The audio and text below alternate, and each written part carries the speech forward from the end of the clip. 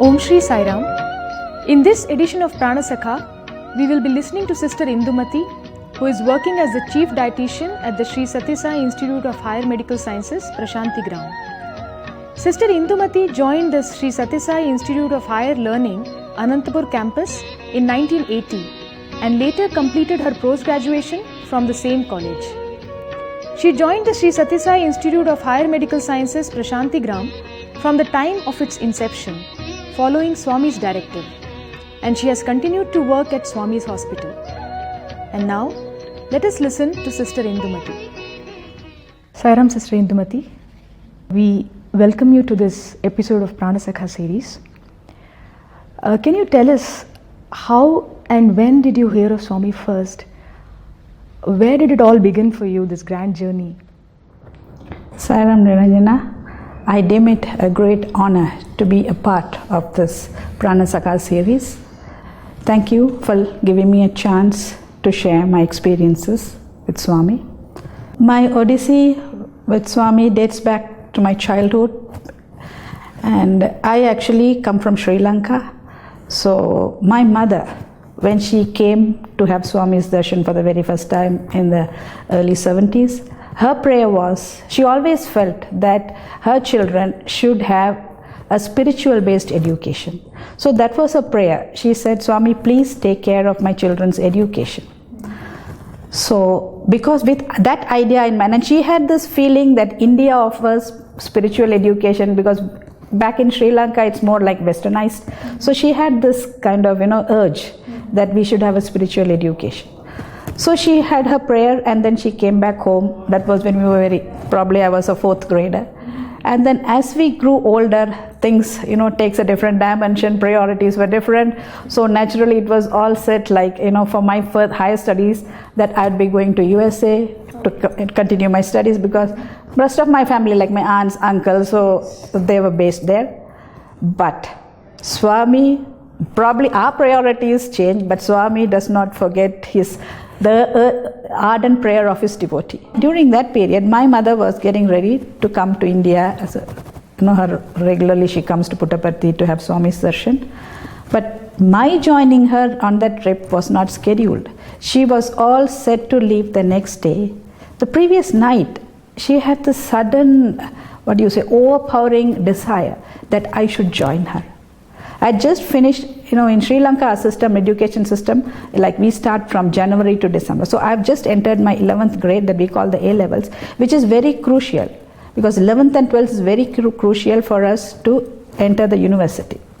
So I had just started my 11th standard, maybe go to USA for my higher studies. So 11th and 12th is very, very crucial.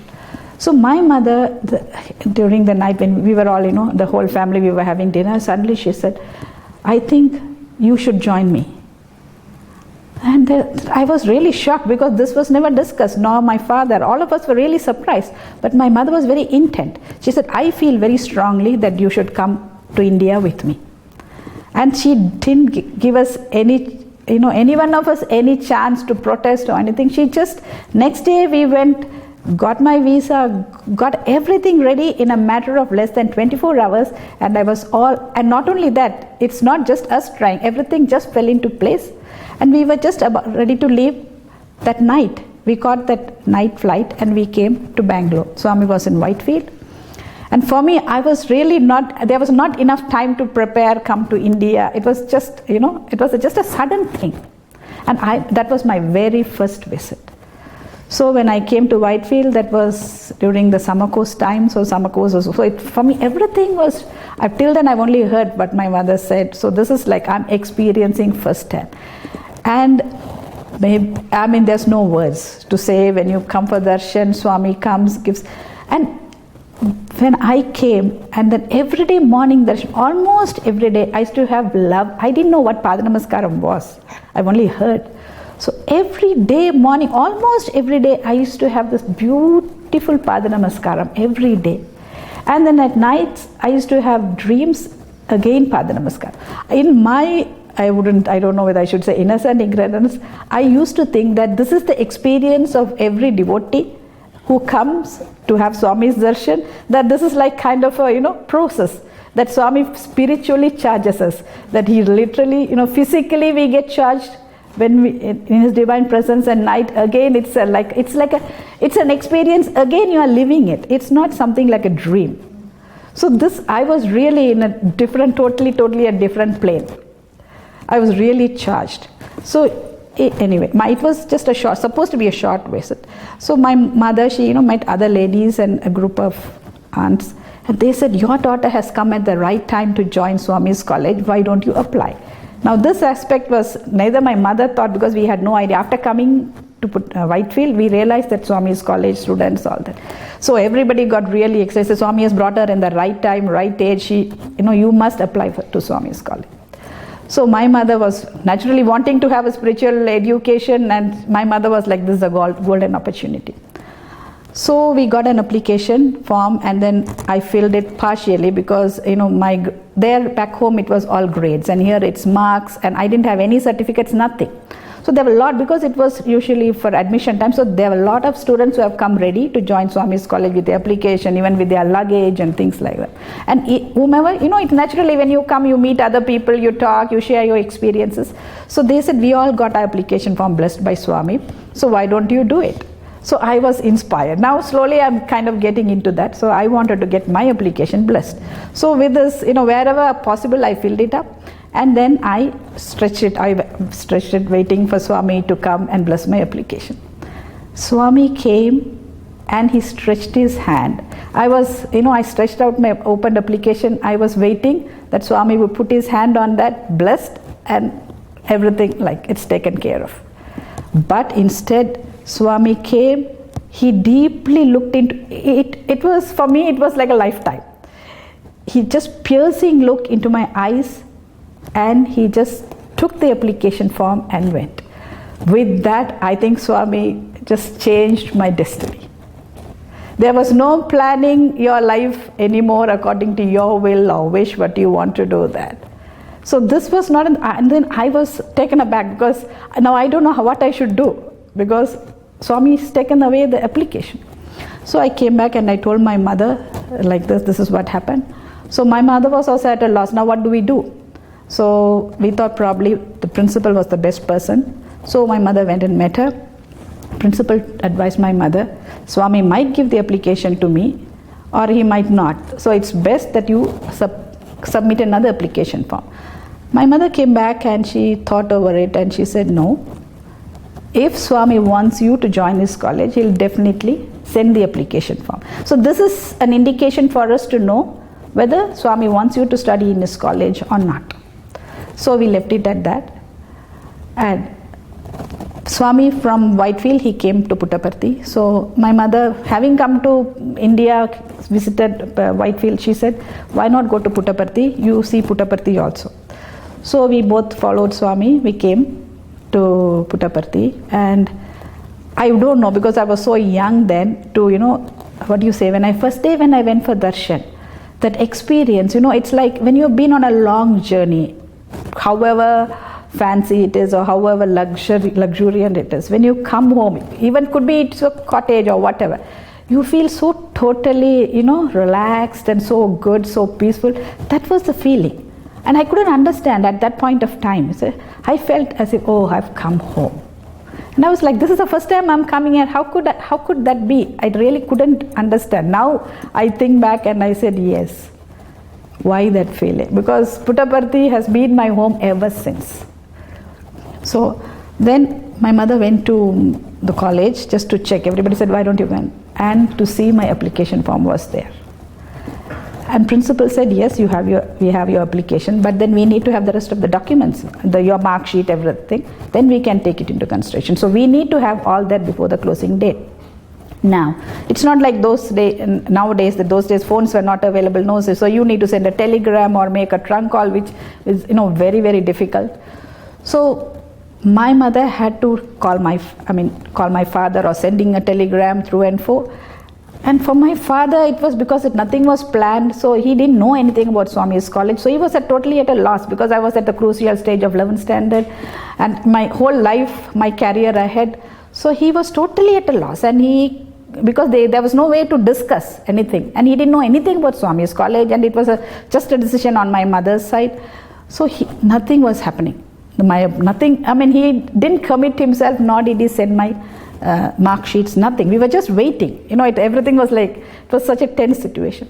In the meanwhile, Swami called us for an interview. And then in the interview, there were, it was like a group kind of an interview. So Swami, there were some other students who have applied. So Swami was asking everybody else, so you're joining, you want to join the college, what have you applied, etc., etc. And I was on tender hooks, I'm waiting for Swami to tell about my admission. But Swami totally, during the interview, he didn't say anything.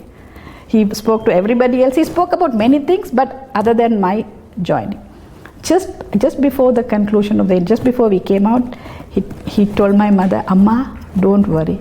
Take 2 years visa, I will take care of everything. That was, it was like really, really amazing. So at least we were. What happened back home, my father was still in doubt and he didn't know what to do. Because people usually go to USA to study, UK to study, India, Anantapur, unheard. So he didn't know where I was going. What is there, where he is sending his daughter to. And he has never been to Puttaparthi, he has never seen Swami physically, he has not experienced all that. So, what happens, he had a dream, and Swami took my father around the college. He had a kind of a vision, and he said, this is where your daughter is going to study. After that, my father, there was no doubt. He got totally convinced, and he sends all the documents, not to me, direct to the college. Closing day, 1 day before the closing date, all the certificates goes directly to the college. And that's how I got admitted into Swami's college. Then onwards, for me, anything and everything was Swami. 11th standard, 12th standard, even the vacations, I didn't go home. I didn't want to. Even my parents were supportive. I just wanted maximum time to spend with Swami. And during vacations also, I used to stay in Puttaparthi.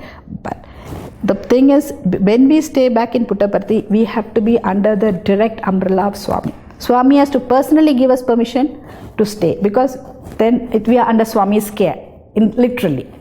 Because the warden, everybody goes home, or they are on, Swami has to give us permission. So he gives us accommodation and we stay there. And Swami, it's like, he is, like Swami says, he is more than 1,000 mothers. He says, because during holidays, usually all the kids go home, they have fun, the food, home food, it makes a lot of, So Swami knows that we are staying back. And actually, as the system was, only the final years were given permission to stay back, because they were outgoing students, so they can stay back for the holidays, enjoy Swami's thing, because some of them might get married, work, so things might be difficult for them to come every year to Swami. Being girls, there are so many restrictions.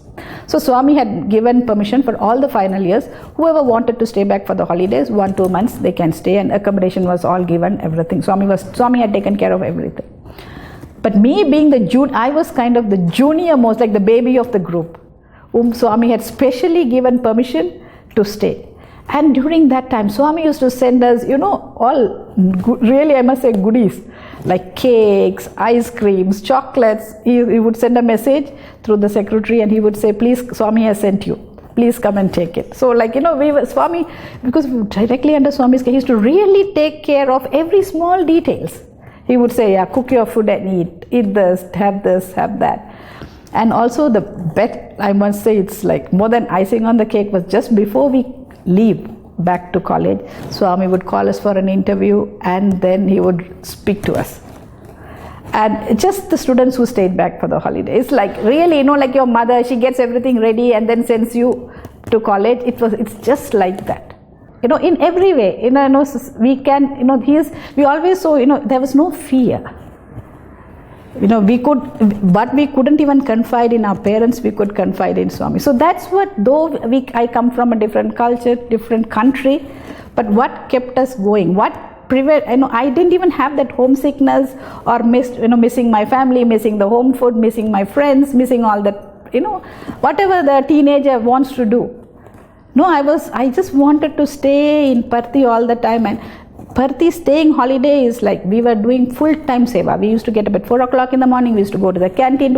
We were totally service as much. And we used to come back at the room at night 9:30, 10, late night. We was cleaning the kitchen and the But it was not a burden, or we never felt, oh, I'm scrubbing the kitchen. No, it was so full of joy. We never felt I'm staying back in my holidays.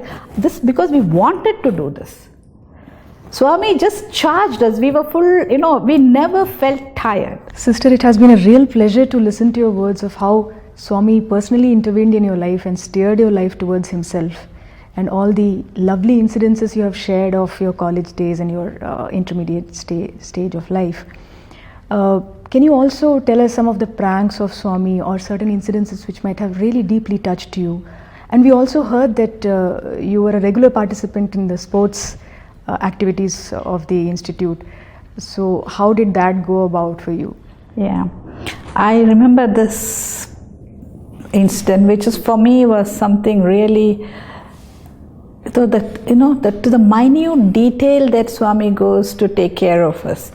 Once I remember, this prize distribution in the institute auditorium. Usually it's always for the boys, but that particular year suddenly Swami said, ask the girls to come and participate.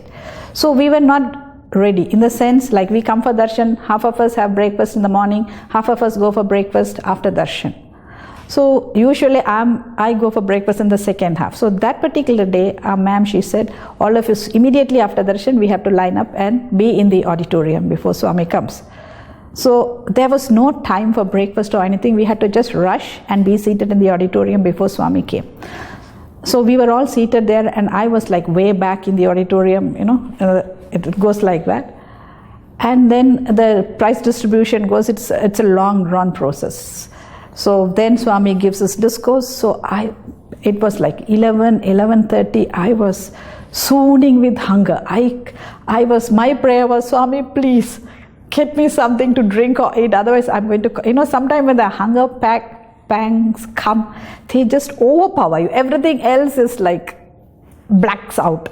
Your only concentration is on the hunger. For me, that particular day, it was like that. I was in no position to, pay attention to what Swami was saying. My only thought was, Swami, please, I need something to eat. And then suddenly I saw they started distributing some milk cartons. I was like, all my attention was, it was like one pointed concentration on and it was slowly moving from, down to down to down. I couldn't wait for it to reach me. It was too much. And then the row in front of me, the carton came there, they were passing, like they'll take one box and then pass, the entire tray. It was going. So I leaned over, and because I saw some flavor attend, so I leaned over and I asked them, what is the milk? They sipped and they said, elaichi, cardamom. I said, Swami, you can't do this to me. Even if it is plain milk, it's okay. Cardamom is one flavor that I can't tolerate. I feel like throwing up. Even in cardamom toffee or anything, cardamom, I never used to eat. Now I'm a little better, but then it was, and not when you are so hungry, and that too cardamom. I said, Swami, please, you can't do this. What I have been waiting for that box to come to my row, and finally it is cardamom. This is the ultimate torture. My conversation with Swami was like so intense and so, I was so really heartbroken. So I very disinterestedly, my hunger overpowered even that cardamom thing. I said, even if I have to drink, let me drink and vomit. So in all dejection, in a very dejected mood, I sipped that milk. You won't believe this. It was chocolate. My most favorite flavor. And I was shocked because the box is same. So I asked the girl next to me, what did you get? She said, cardamom. The girl this side of me, what flavor? Cardamom. The girl front cardamom, back cardamom. I said, thank you, Swami. This is like, for me it was like, like winning more than winning a sweep ticket. Because all that war I waged, and then it was just a milk carton. But still, at that point of time, it was like, I've really, got the world. That was also a spiritual experience. Really, it's, you totally give up everything and ready to accept whatever comes your way. And then you feel God just does not give, He just pours. When He gives, He just pours. Your question about sports, yes, sports is something that I really, really love. So those days, we used to have the sports in Anantapur campus itself, and Swami used to come to our sports, the regular sports meet. So when that particular visit, I remember when Swami came, we wanted to put up yoga asana, the very difficult postures, and we wanted to form welcome sai with asanas. So it was like, because in the campus, so it's like just us and Swami, so it's like almost like one-to-one. Swami would be sitting there and, we were doing yoga asanas, right? We had, I must say, Swami gave us this golden opportunity to present in front of the Yoga Purusha. So, we were just, all those difficult asanas, we would just put the mat in front of Swami and we were performing the yoga asanas there. So that particular, and then we had this thing, we said we wanted to put up cycle. So we wanted to combine cycle and yoga asanas. So we just got these cycles and we were doing Padmasana and different kind of yoga asanas on the cycle. And these are all, imagine these are all regular cycles, all gents bikes. And all of us, many of us could not reach the cycle. Sitting on the cycle, we could not reach the floor. So it was really a very difficult, for us, a difficult endeavor. And then when Swami came, it was, for us, it was like, it was another offering. And everything, the whole campus, the entire batch, everybody works together. That was the most joyous part of it. It is not just doing, it is the doing together, just with one thought, one thing in mind. We want to make Swami happy. So we did this cycling program in front of Swami. Athletics over then. And Swami, when Swami, after everything is over, usually everything is programmed, right? Swami, then after the program was over, we had some cultural events. So Swami was to go to the auditorium. And the thing was that we were supposed to go park our cycles and then get into the auditorium before Swami enters, so that all of us are seated. So all our concentration is we need to be in the auditorium before Swami enters, so that everything is like ready for Swami. So we didn't look this ways, that ways, because ours was the last program. So we quickly, took our cycles and we were parking. Suddenly we heard the voice behind Swami. Chala santosham, chala santo. We were so shocked. Just we turned around to see Swami was standing. That was not even the path that was organized, Swami was standing right behind us. And he said, Chala santosham, chala santosham. What more can you ask for? The God just, rewards us right there and then. We didn't need any prizes, any gift. This is much more than anything. Then we went into the auditorium. Then Swami told principal, that was the very first time he told us, tell these girls that we need to put up the program in Hillview Stadium. So that is how the sports started. For the girls to participate in Hillview Stadium. So we were like, we were overwhelmed. After we finished, the second event was going, Swami came, called Principal Ma'am, said, call the cycling group. So we went in and Swami was sitting on the stage. You have this kind of, what do you call it, now where all the announcements and things they do, the gallery-like thing. Swami said that those days it used to be empty. So Swami said, tell these girls to sit in the gallery.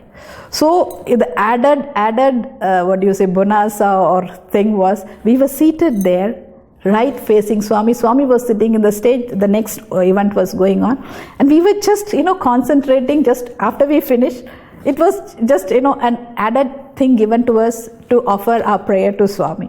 So we just sat there watching Swami. The minute the second event was over, Swami called us onto the stage. Then and there itself, Swami started distributing the prize to us. In between the sports is still continuing. He called us onto the stage, then and there itself gave us Pada Namaskaram and started distributing special prizes for us. So it's, with Swami, he is full of joyful surprises. We never expected that. Instantly, I wouldn't even say a reward, it's more like, answer to our prayer, that Swami has accepted our offering. It was a prayer, it was an offering that we should do well and please Swami. And it was a combined effort. So everything together, it was fructified. So sports is not something that, it's not something that you go out and exhibit your talents. We learn so many things. The unity, how we take care of. I'll tell you a small thing. Because we used to practice in the sun, we all used to get badly sunburnt. Two of us, the youngest most girls, juniors, they used to come every day, in the nights, room to room. They'll bring glycerin and lemon mixed and, apply onto each one of us. These small things, but it shows so much of love and affection and taking care. Maybe we wouldn't have interacted so much if we didn't participate in sports, because we were all, we were like in a group from 11th standard to final years. So it's like the juniors, seniors, we were busy with our schedule, our this thing, maybe my friends, my batch. But here it's all of us come together and do something for a common cause, for this common love, Swami. So it brings out the best in all of us, teaches us how to handle situations. In life now, when we think back, when we do things, maybe we would have grumbled about social work, this, that, too many things to do. But now, all that comes to our aid. That whatever we have learnt, many instances in life, that we can fall back on that because of that training. Whatever we went through during that period, be it the discipline, be it the hostel work, or even the hostel, we so far away from home, it was really like, I remember once when I went back to join my degree of masters, when the vice chancellor asked me, so what do you think about hostel? I said, I didn't think. Before I could even think, the answer just came out pat. I said, home. So he told me, he said, home is where your heart is. It was really because I spent more number of years with my roommates in the hostel than I spent at home. And we were like a family, even till today. All my roommates are like my family. We were so close, and the room was for us, it's like our house. So we take a lot of time and then a thing to clean it, decorate it, keep it beautiful. And whenever we go home, we go and we are only thinking of from the not to buy anything for us. How well can I get my room nice? Be it posters, be it Swami's photographs, be it anything. Within the trunks are transformed into couches, because so you become creative. So all your hidden talents come out. With whatever is there, all my sports prize, my cups, my this thing, everything became pots for plants. And I must say, like what you hear about the other hostels, ragging, all those things. But in our hostel, the best part about us, when the newcomers come, if they don't cry of homesickness, then it's a credit. Sister, it was really touching to listen to all your experiences, the hostel system that Swami has made, how much you have learned from your stay in the hostel, your sports activity, how meticulously Swami has planned everything for our growth. It was really touching, and thank you for sharing all this. How do you relate to Swami as your spiritual master? Do you remember any incidences where he might have helped you to grow spiritually? Any messages that comes to your mind which you can share with us? Yes. I remember once, on a lighter vein, during in the interviews, one particular interview, Swami said, he called me, hey giraffe. So I was like, because Swamis don't always say, when, he uses some kind of a metaphor, something to relate to some. When he says, he used to call us, if any one of us are indisciplined, he'll say, when we come for darshan, if that particular time, if we were like, according to Swami, we were really not disciplined, he'll say, rats and rabbits. So we were like, why is Swami calling us rats? He said, rats and rabbits, they go underground, they cut everything. So we are cutting or being indisciplined. So, it's just in one word, Swami drives home the point. So with that particular interview, Swami said, giraffe. I was like, giraffe, what is that?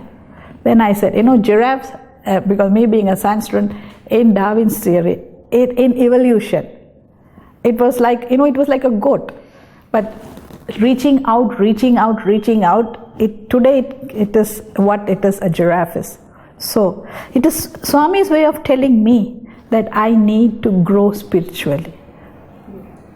Go within, learn more, and grow away and reach for a higher, better things, higher. Spiritually, I need to grow.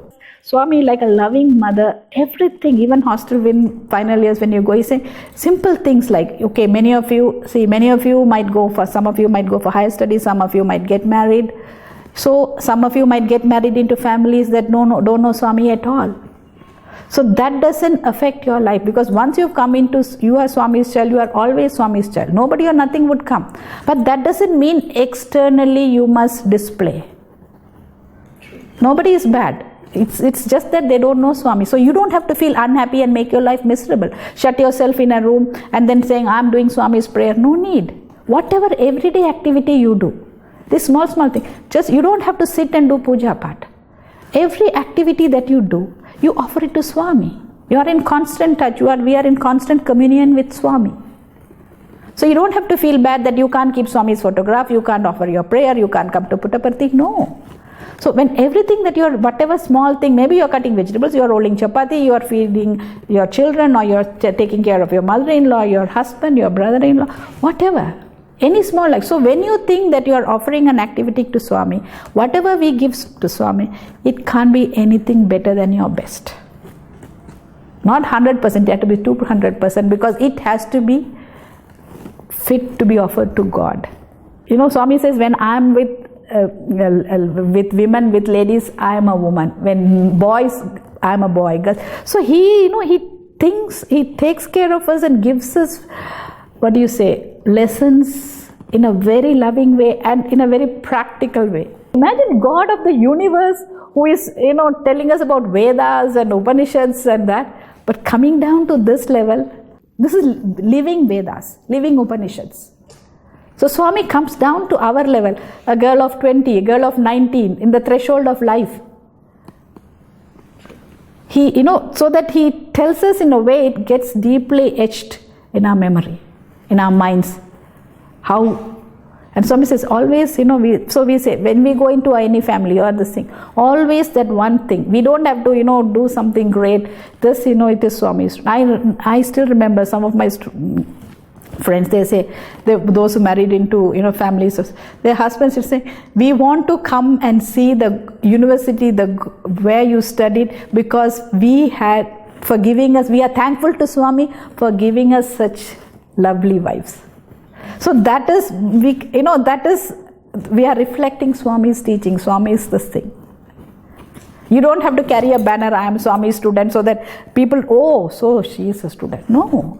From the way that we behave, the way what we do things, that should speak. That is what Swami wants. Swami does not ask anything else. So that's why today, that everything I do, I reflect back and I say, yes, am I? At every moment. Because then it becomes your nature. It's not, initially you have to make, consciously you have to make an effort. Yes, am I pleasing Swami? Am I doing the right thing? Now it becomes like your breath. Because that's the only thing that you want to do. Everything else in life is secondary. Next.